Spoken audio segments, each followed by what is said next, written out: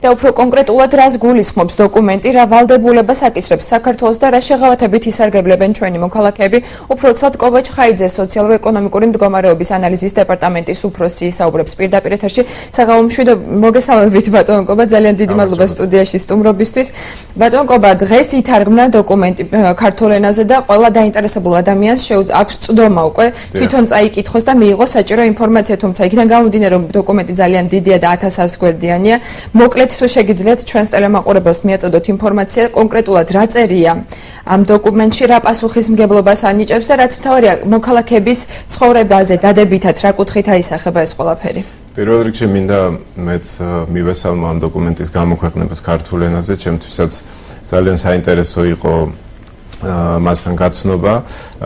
მე მინდა გითხრათ ის შრომა, რომელიც 2010 წლიდან მიმდინარეობს ამ დოკუმენტთან დაკავშირებით და პარაფირებით დაგვირგვინდა. ეხლა უკვე გვაქვს ახალი ეტაპი, რომელზეც საუბარი არის, რომ აგვისტოში გადმოიწია ხელმოწერის თარიღმა და აგვისტოში მოხდება სავარაუდოდ ამ ხელშეკრულების ხელმოწერა. თვითონ ხელშეკრულება, რა თქმა უნდა, პირველ რიგში ევროპასთან დაახლოებას უწყობს ჩვენი ქვეყნისას ხელს.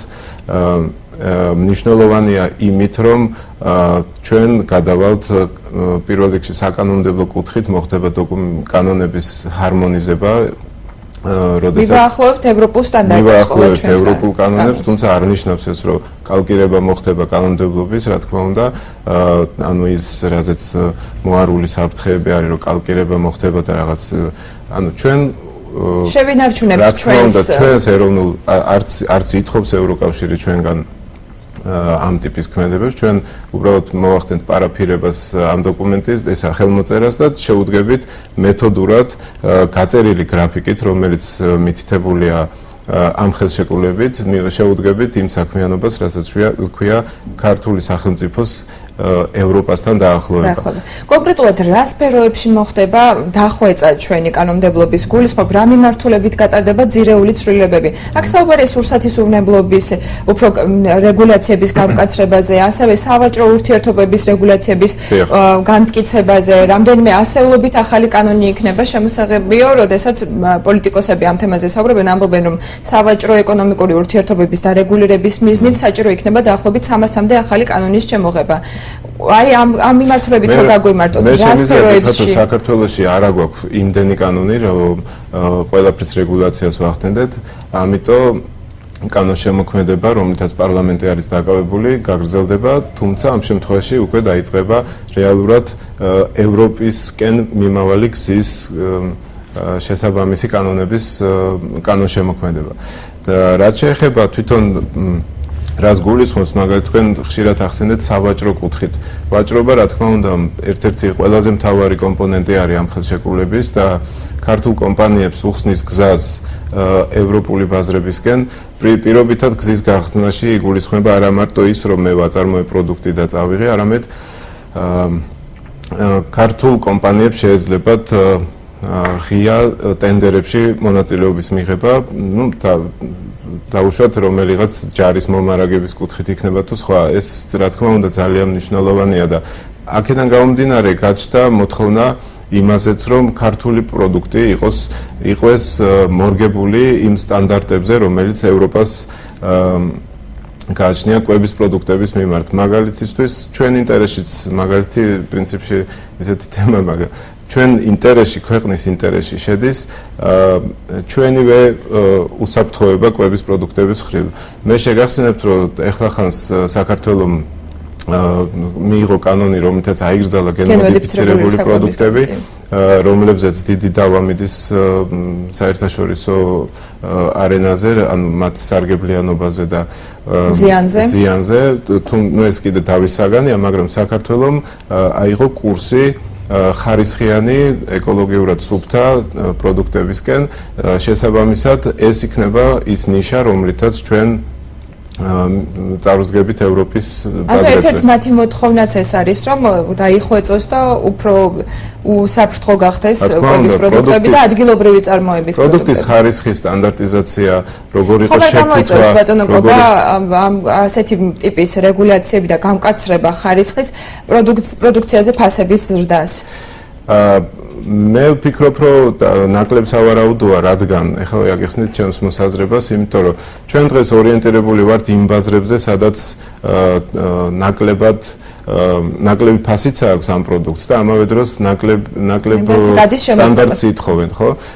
ამ შემთხვევაში თუ კი ჩვენ ევროპაში კომპანია დააპირებს რომელიმე რომ ევროპაში მოახდინოს პროდუქტის რეალიზება, მაშინ და უფრო ძვირფასად, მაშინ მისი დანახარჯი იგივე იმ პროდუქტის შეფუთვასთან თუ ხარისხთან თუ ლაბორატორიულ ანალიზებთან იქნება შესაბამისად თანხაში ასახული. ამიტომ ამ კუთხით მე ერთადერთი პოზიტივი გვექნება ის, რომ ქვეყანაში გვექნება სტანდარტების მიხედვით წარმოებული პროდუქტი და რაც შეეხება ბატონო კობა ძალიან ჟურნალისტების მთავარი კითხვები დღევანდელ შეხვედრაზე დაისვა ტერიტორიული მთლიანობის კუთხით.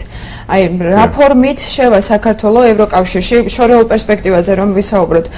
ჩვენი ტერიტორია რა ბედიელის იმ ტერიტორიებს რომლებიც დღეისათვის არის ოკუპირებული. ძალიან მნიშვნელოვანი ჩანაწერი არსებობს ამ ხელშეკრულებაში, რომელიც საქართველოს მხარის თხოვნით იქნა გათვალისწინებული და ამ შემთხვევაში ევროკავშირი უკვე როგორც მხარე იქნება ჩართული ნებისმიერ კონფლიქტის მოგვარებაში.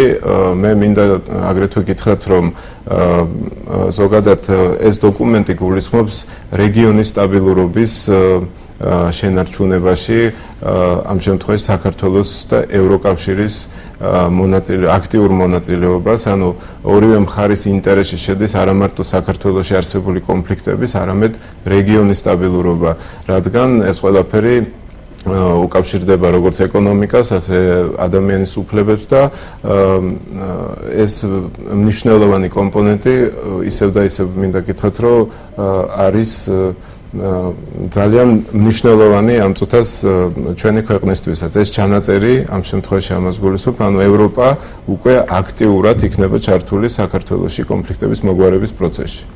ანუ ეს საკითხი ევროპაში ინტეგრაციამდე შესაძლოა არ მოგვარდეს, თუმცა ევროკავშირი თუ კი საქართველო გახდება ევროკავშირის წევრი ქვეყანა, ევროკავშირი დაიხმარება საქართველოს ამ ტერიტორიების დაბრუნებაში. ასე შეიძლება გავიგოთ. ამ ხელშეკრულებით მისი ხელმოწერის და ძალაში შესვლის შემდგომ უკვე იქნება ყველა მექანიზმი იმისა, რომ საქართველოსთან ერთად პროცესში ჩაერთვება ევროკავშირი.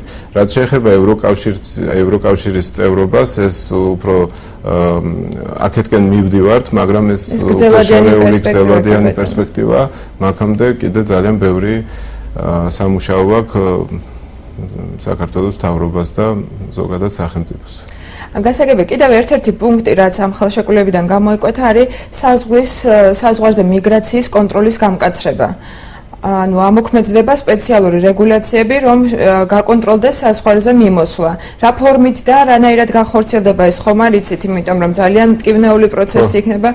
სავიზო რეჟიმთან დაკავშირებით, საზღვრის დაცვა, რა თქმა უნდა, მოდი აქედან დავიწყოთ. საზღვრის დაცვა არის უმნიშვნელოვანესი კომპონენტი, იმიტომ რომ თუკი ევროპა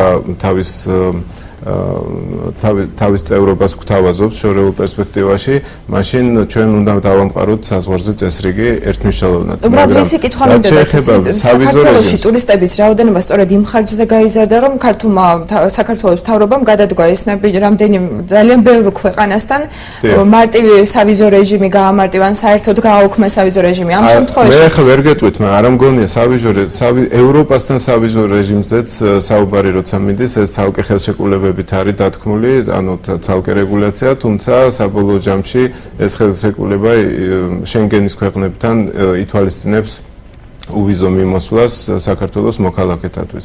ეხლა ტურისტებზე თუ იმსჯერებთ, იგივე შეგვიძლია ვთქვათ, რომ ევროპიდან ამ შემთხვევაში ევროპიდან ნაკადი ჩაანაცვლებს იმ ქვეყნებს. ჩვენი ქვეყანა ევროპისთვის ხილული გახდება უფრო მეტად.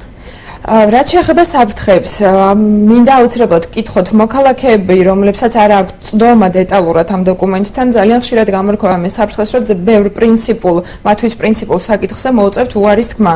მაგალითისთვის მინდა მოვიყვანო ერთსქესიანთა ქორწინების დაკანონება. თქვენ როგორ ფიქრობთ, ამ შემთხვევაში დოკუმენტში ეს ჩანაწერი არ არსებობს, მაგრამ რისკი არსებობს თუ არა იმისა, რომ ადამიანები საქართველოს ევროკავშირთან ინტეგრაციის ხარჯზე რაღაცა ისეთი პრინციპული საკითხები აუცილებლად უნდა მიიღოს თუ არა? ეს არ არის ნომერ პირველი პრინციპული საკითხი ევროპისთვისაც და მეორე ისევ და ისევ შეგახსენებთ, რომ ევროპა ამ შემთხვევაში ხელშეკრულებით გულისხმობს ადამიანის უფლებებზე ზრუნვის კუთხით და უმცირესობებზე. უმცირესობაში ნუ მოვიაზრებთ მხოლოდ და მხოლოდ სექსუალურ უმცირესობებს, ეს არის რელიგიური უმცირესობები, აგრეთვე ფიზიკური ნაკლის მქონე ადამიანები, ანუ ასეთი ბევრი არის, ხო?